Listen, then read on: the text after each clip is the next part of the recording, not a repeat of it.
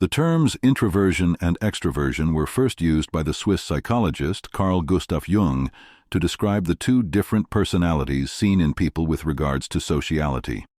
Introverts are those who are naturally reserved, inwardly directed, and not outgoing.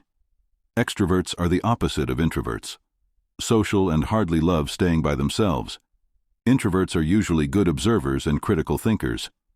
Majority of the inventors and philosophers the world know today are introverts who spent most of their time alone, using the strength of loneliness to focus on creativity or philosophy, bringing outputs that has made the world a better place. Examples of these men would include Albert Einstein, Nikola Tesla, Elon Musk, Bill Gates, Carl Jung, Friedrich Nietzsche, Arthur Schopenhauer, and so much more. The gift of introversion can easily be hijacked by several destructive habits and addictions when one's life is that of zero ambitions. Introverts appear to be the most vulnerable to several addictions like drugs, weed, FAP, and lots more. The reason for this could be attributed to the fact that being an introvert, you are mostly in isolation, and when this isolation converges with a life of no purpose, you always find ways to distract yourself from the emptiness and immense boredom that comes with it. By a life of purpose, you are living with a goal to achieve which shall be beneficial to you, your society, and/or even the whole world at large. This goal wakes you up every morning and makes you enthusiastic about your day.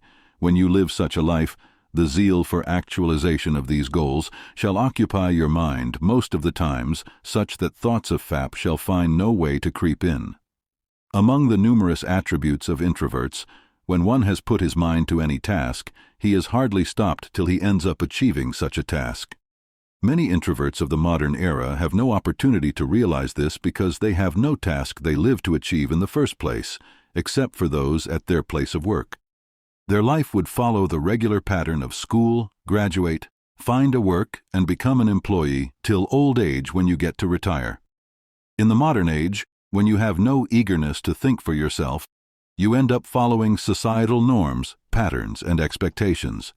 There are numerous distractions in our time that anyone who finds no time to think for himself will hardly find reasons to do otherwise. Our phones are always with us with the social media, just a click away, and once we are bored, it keeps us engaged with heavy loads of dopamine pouring into our brains. When we are done consuming feeds and tired of continuous scrolling, we would turn on movies or hit the adult website for self-sexual gratifications, which we often end up regretting as soon as climax has occurred. Life continues this way, and one day you wake up, the days of your youth when there was maximum strength and vigor is gone. When modern era has made introverts less productive than they should be, the same modern era has made other introverts whose lives are intentional, highly sought after in certain fields like digital content creation, programming, web development, and several others.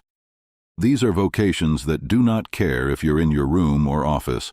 All they need from you is maximum attention and determination. Introverts can work from home and be highly successful as long as they are doing what they love. As an introvert who has wasted much of his time on valueless things, do not be sad. There is a way out, even though you've gone too far into the wrong direction.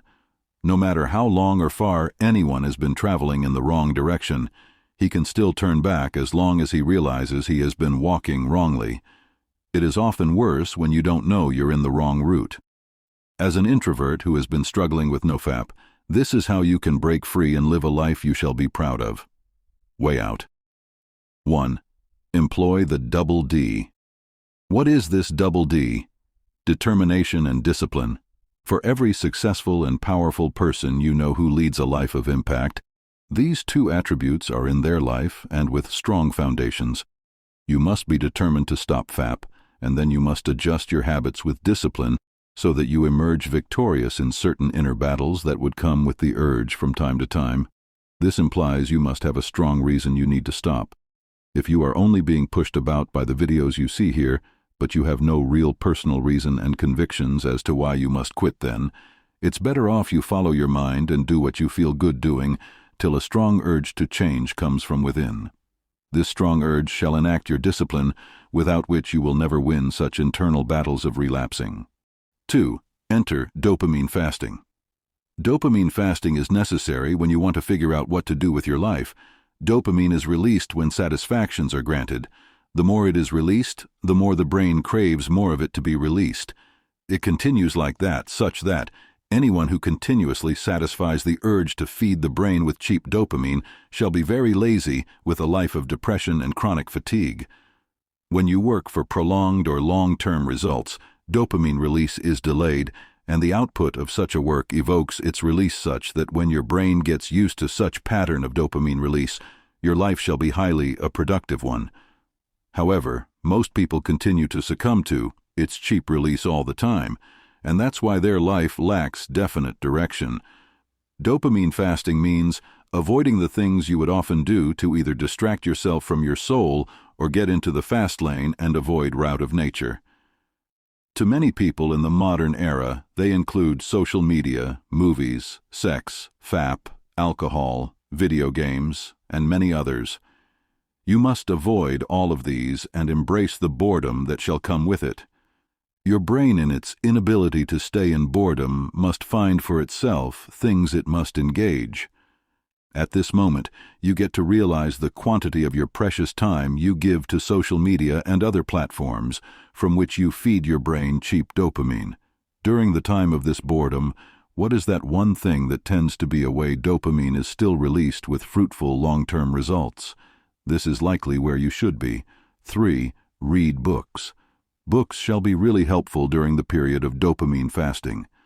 In a world where a man can easily impregnate his spouse with or without being mentally prepared for the work of fatherhood, children would grow not knowing what or what not to do, and sometimes they end up listening to friends who most times do not also know better. In reading books, you learn from direct experience of other people. Reading feeds your mind with views and information your mind could never have come across, making your knowledge wide, making your thinking broad. Malcolm X was an average street kid whose life was bound to follow the path of every other average street kid's, an unintentional life with no reason for his name to be heard. It was after he spent times in jail secondary to a crime that follows the street life that his life changed. While in the prison, he would read a lot of books.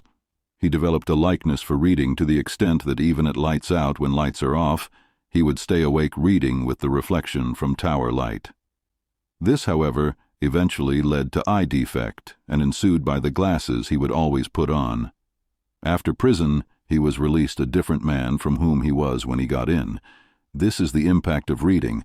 It changes your mind and views towards life, and this would eventually manifest in your life. Note that in prison, you are with no gadgets, so you must be confronted by boredom and dopamine. Fasting comes.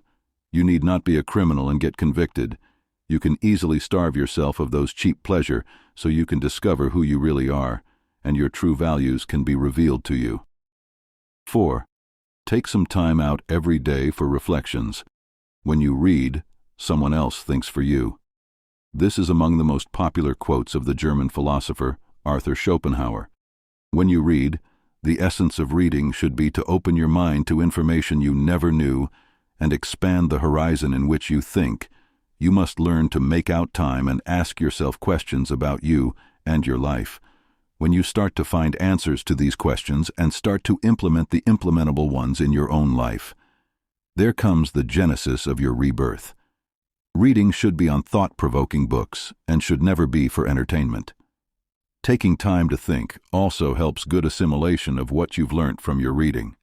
A lot of people would rush reading with the intentions of covering much, but retention in real sense is what matters the most, with implementation being the most compulsory.